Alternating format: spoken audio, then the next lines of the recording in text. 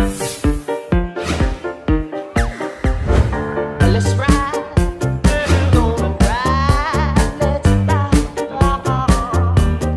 Oi, pessoal, a entrevista agora é com a fisioterapeuta e fundadora da Clínica de Reabilitação Neurológica Aquática, Tatiana Mesquita. E, gente, vocês não têm ideia do que é encontrar um lugar que reúna todas as terapias que o seu filho ou filha com autismo, por exemplo, precisam.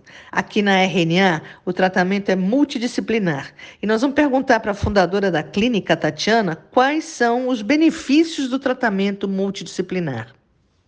O grande objetivo de ter uma clínica onde você tenha todas as especialidades no mesmo ambiente é justamente a multidisciplinaridade, que é um termo que vem já de um tempo para cá, que é vários profissionais de várias especialidades trabalhando juntos. E até dentro da mesma especialidade você tem duas especialidades. Por exemplo, uma fonoaudiologia, você tem uma fonoaudióloga que trabalha com linguagem, outra que trabalha com mastigação e deglutição, e você pode ter uma criança que necessita tanto do ganho de linguagem como do ganho de mastigação e deglutição. E assim, para a fisioterapia, que trabalha com a terapia ocupacional, e um trabalha o corpo de uma forma macro, outra de uma forma mais específica, com músculos e funções mais específicas, por exemplo, de mão, você trabalha junto e as pessoas discutem os casos e trabalham de forma mais rápida para achar então a solução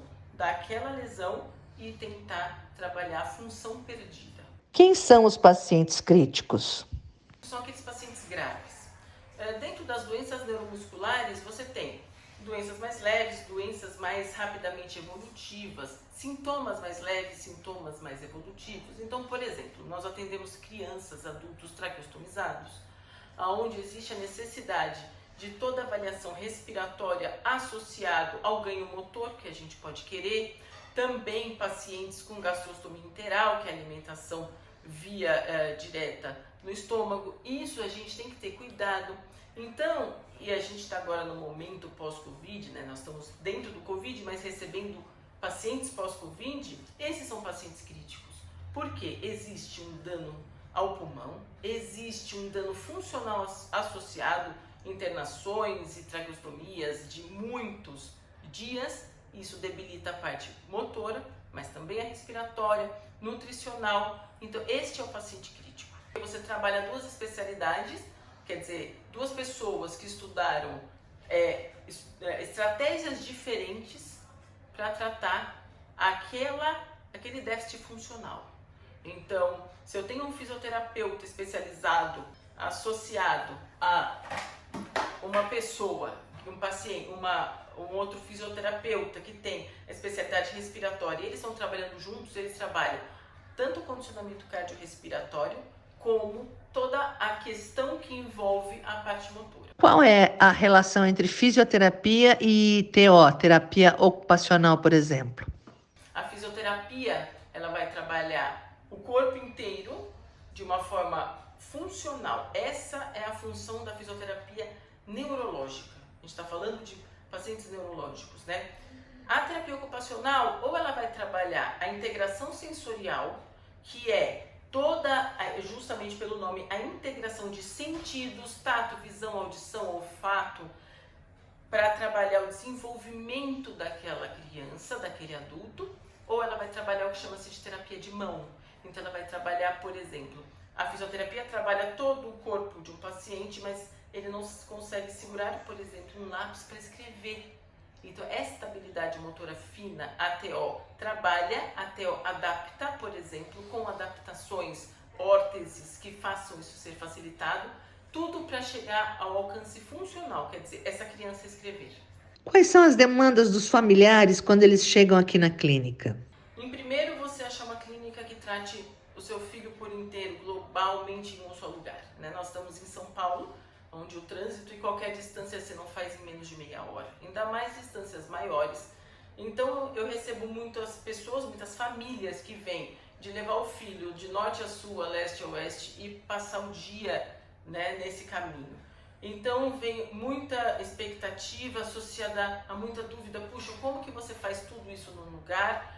Como eu tenho X horas, isso vai ser trabalhado aqui dentro. Você tem estrutura, você tem uma sala sensorial, você tem uma sala de psicologia ABA, você tem uma piscina adaptada e aquecida, não basta ser, né? Eu, para tratar os pacientes neurológicos neuromusculares, essa clínica ela tem que ser 100% acessível, desde elevador, barras, banheiro adaptado, cadeira. Então isso não é simples de se construir, mas quando a gente tem embasamento, e o que eu quero dizer com embasamento é um estudo de longos anos que eu passei na Escola Paulista, trabalhando as dificuldades e desenvolvendo como poderia ser o melhor dentro do espaço que eu tenho, para poder proporcionar ao paciente uma reabilitação completa num único espaço de funcional, e ele possa vir trabalhar o que tem que ser trabalhado e ir embora para casa dele. Por exemplo, um exemplo clássico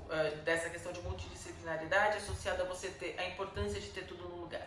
Muitas crianças com autismo têm seletividade alimentar. Aí você vai falar, o que eu faço? Eu vou só na nutricionista. A nutricionista não está habilitada, nem todas, a lidar com seletividade, porque cada criança tem a sua seletividade. E o que é importante é identificar por que essa criança é seletiva. Ela mastiga bem e engole, ou ela é hipotônica de língua, ela não consegue. O que acontece com a mastigação? Sensorialmente, ela aceita comidas pastosas, ela aceita carne dura, ela aceita comida como arroz, feijão, que são em grãos. Então, tem que ter uma avaliação multidisciplinar, quer dizer, uma terapeuta ocupacional especializada em integração sensorial, que esse é o sensorial, é o sensório motor, uma fonoaudióloga especializada na parte de mastigação e deglutição, e um psicólogo para entender o comportamento. Associado a isso, uma nutricionista. Depois que se identificar qual é o caminho que está levando esta criança a, por exemplo, só comer biscoito de polvilho e uma mãe fica desesperada por isso, vai se entender se ela tem dificuldade de deglutição, mastigação, se é a questão deste aroma ou desta textura na boca, o que é que esta criança come biscoito de polvilho, mas não come um Danone. Então, esse é um exemplo que aí você chega ao tratamento, por exemplo, de uma seletividade alimentar. Agora eu queria que você explicasse o que é fisioterapia aquática. Bom, eu fiz especialização em fisioterapia aquática direcionada a pacientes com doenças neuromusculares na Unifesp, mas ela já existe há muitos anos, né? O principal divulgação e também aprimoramento de técnicas veio mais ou menos na década de 20, quando os Estados Unidos estava sofrendo com a grande epidemia de pólio, e junto com isso o então senador Franklin Delano Roosevelt teve pólio e ficou em cadeira de rodas. Lá nos Estados Unidos, na Geórgia, já existia um centro que chamava-se de Warm Springs. Era um lugar que tinha águas termais e onde as pessoas já faziam exercício terapêutico em piscina aquecida. Com, claro, todo o empenho da Fundação Roosevelt, associada então depois veio ao Rotary, foi feito um grande desenvolvimento científico para a fisioterapia aquática, e depois outros métodos foram vindo e foram sendo estudados, e a própria biomecânica do tratamento do paciente em piscina foi sendo cada vez mais estudada e depois então direcionada ao público neurológico, ao público ortopédico, reumatológico, cardiológico. Isso foi sendo difundido dessa forma. E todas essas doenças são tratadas na água com bons resultados? Boa. Se você tem um jogador de futebol, por exemplo, que machuca um joelho, tudo isso, e a primeira fase da reabilitação é dele sem impacto, sem descarga de peso de 100%, ele começa na piscina onde tem diminuição de descarga de peso. Você precisa de trabalhar, por exemplo, um exercício cardiorrespiratório de impacto, você tem na piscina tanto a parte de resistência da água como a facilidade de movimento e assim por diante. Quais as diferenças entre o Watsu e fisioterapia aquática? Ela pode ser executada por fisioterapeutas especialistas em fisioterapia aquática, mas também por outras pessoas que forem de alguma área relacionada à saúde, mas fizerem os cursos de Watsu 1, 2 e 3. É um relaxamento aquático voltado a, então, você ter o paciente nos braços, é individualizado, onde trabalha a respiração recíproca do fisioterapeuta, quer dizer, do terapeuta com o paciente associado ao uso da água em movimentos mais circulares, em movimentos de aconchego, de toque e de, muitas vezes, a gente não chama de alongamento, mas sim de movimentos que proporcionem um relaxamento maior do paciente. O Watson trabalha mais o emocional do que a fisioterapia aquática?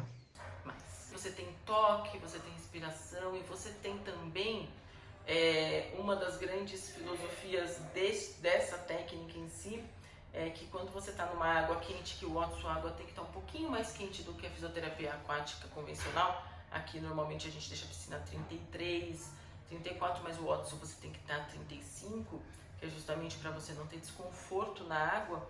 Você tem aquela sensação do útero materno. E em que caso se utiliza a fisioterapia aquática? Utiliza aqui na clínica para quase 100% dos pacientes. Pacientes neurológicos, pacientes que precisam de uma reabilitação funcional e que a água seja um facilitador para isso. Pacientes hoje com transtornos do espectro autista, onde a gente trabalha tanto da forma sensorial da água, quer dizer, você tem um toque de água, você tem uma temperatura de água, você tem um ambiente lúdico, você tem um ambiente onde tem mais pessoas, você já trabalha a socialização. É raro que a piscina esteja só um terapeuta com o paciente. Então você trabalha muito o desenvolvimento funcional desse paciente. Muitos pacientes autistas são hipotônicos de tônus de base e você precisa de um trabalho com resistência e ele é propiciado. Fora a habilidade de ensinar essas crianças, introduzi-las ao nado. E isso é um trabalho depois para a vida toda, de muito, muito desenvolvimento mesmo. A fisioterapia aquática é recente no Brasil? No Brasil, não é tão recente, mas ela é pouco difundida, até pelo custo da fisioterapia aquática. Você precisa de uma piscina aquecida, coberta, adaptada, quer dizer, o paciente tem que conseguir entrar e sair da piscina com um banheiro adaptado. Então, isso não é acessível, mas ela já não é tão recente e foi implantada no Brasil, vou dizer mais São Paulo, né? Dos precursores que trouxeram foi a própria ACD, mas aí isso veio após a epidemia de pólio no Brasil, que foi depois da década de 60. Eu vou pedir para você contar para gente um caso gratificante que vocês tiveram aqui na RNA.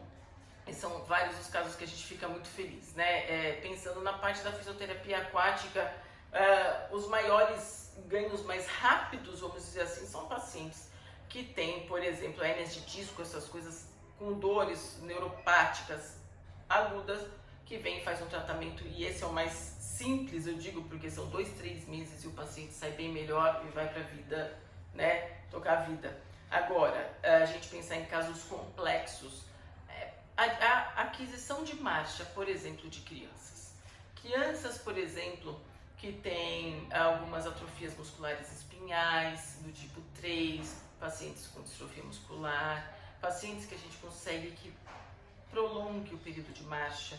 Então, é muito gratificante a gente conseguir ganhar e manter função de pacientes com patologias que a gente sabe qual vai ser o caminho, qual vai ser a evolução, e a gente conseguir deixá-la mais tardia e trabalhar muito bem essa qualidade de vida. Então, eu queria saber se vocês já receberam pacientes pós-Covid e como é o tratamento nesses casos. A gente já recebeu, sim. É uma busca que está aumentando cada vez mais, tanto pelo trabalho da parte respiratória, né, quando eles ficam entubados, traqueostomizados, e depois eles precisam da reabilitação cardiorrespiratória, e isso pode ser feito tanto na piscina quanto fora, mas vem uma associação da parte motora, e é muito importante esse trabalho. As pessoas normalmente chegam com uma fadiga motora e respiratória muito grande, o que leva à dificuldade da gente simplesmente trabalhar como numa academia ou mesmo no centro de reabilitação generalizado. A gente precisa tanto de padrões respiratórios como motores para trabalhar o retorno à marcha. Muitos vêm sem andar, muitos vêm com dificuldades, por exemplo, até de movimentar a perna e braço, ou faz um pouquinho de movimento e já gera uma baixa da saturação, quer dizer, uma fadiga respiratória e tudo isso. Então, tem todo um trabalho a ser feito, mais uma vez, com uma equipe multidisciplinar. Como os planos terapêuticos se adequam a cada paciente? As crianças com síndrome de Down, elas têm um atraso, uma hipotonia grande e elas já são tratadas por toda a equipe que trabalha com a parte neurológica, né? Então a terapia ocupacional vai trabalhar essa habilidade do brincar associada ao ganho funcional, a fisioterapia vai trabalhar os marcos de desenvolvimento, então se tem que sentar, agora é a hora de trabalhar o sentado, é a hora de trabalhar o ajoelhado, o levantar e sentar, e depois o ortostatismo, que é o ficar em pé, a marcha em si. Adquiriu marcha, parece que aí agora resolveu. Não, agora tem um segundo passo, um terceiro passo, que é o equilíbrio para não cair quando anda, subir uma escada, subir uma rampa, descer uma escada. Então todos esses marcos de desenvolvimento neuropsicomotor, eles têm que ser verificados e trabalhados. Depois vai vir a aquisição de fala, que muitas vezes também ela tem um atraso, então entra a fonoaudióloga para isso, ver se a criança deglute bem ou não, porque pode existir uma dificuldade.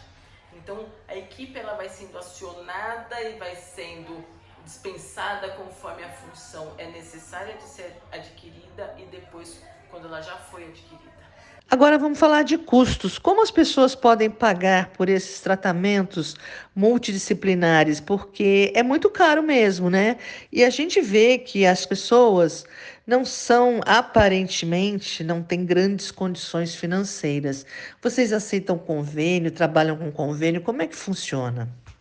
A clínica ela é particular, então o tratamento particular ele está aí aberto, mas você tem razão e a gente sabe muito disso. A minha grande motivação para abrir uma clínica foi poder tratar todos os públicos e as pessoas com a mesma dignidade, com a mesma capacidade. Então, a gente tem algumas parcerias para algumas patologias onde a gente consegue tratar de forma social. Esse social, muitas vezes para fisioterapia aquática, que a gente consegue ter um suporte para isso em alguns horários, enfim. Então essa é uma possibilidade para quem não tem condição nenhuma e a pessoa consegue só pagar aquilo, a gente faz uma avaliação social para isso, existe tudo isso. A gente não atende o convênio de forma credenciada diretamente, a gente atende pacientes que vêm encaminhados do plano para o cumprimento, por exemplo, de uma ordem judicial, para isso sim, estamos abertos a essas parcerias. E eu acho que é a partir daí, Miriam, que você vê muitas pessoas que, claro, visivelmente não teriam condição de arcar com um custo deste mensal, mas conseguem através dessa possibilidade, pessoas que correm muito atrás, mães que vivem para os filhos e, puxa, elas correm atrás até conseguirem e elas querem o melhor e tá certo.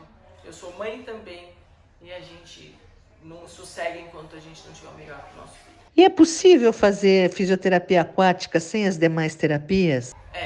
É possível porque ela é um braço da reabilitação, né? Como o nosso carro-chefe desde a criação da clínica, até pelo nome da clínica, é a piscina, né? A fisioterapia aquática, a gente acaba priorizando. Então, se uma pessoa fala, eu só tenho condição de fazer uma coisa e existe uma perda funcional, neste caso, uma questão neurológica, a gente consegue de tal forma que a gente consiga atender esse paciente na piscina. Quando a criança vem com a mãe e ela, por exemplo, ela é autista, e a gente sabe que aí o primeiro foco não é a fisioterapia aquática, porque ela não é física, ela é comportamental, a gente tenta um acesso à parte, por exemplo, de um psicólogo. Nossos agradecimentos à fisioterapeuta e fundadora da clínica RNA, Tatiana Mesquita, e parabéns pelo excelente trabalho.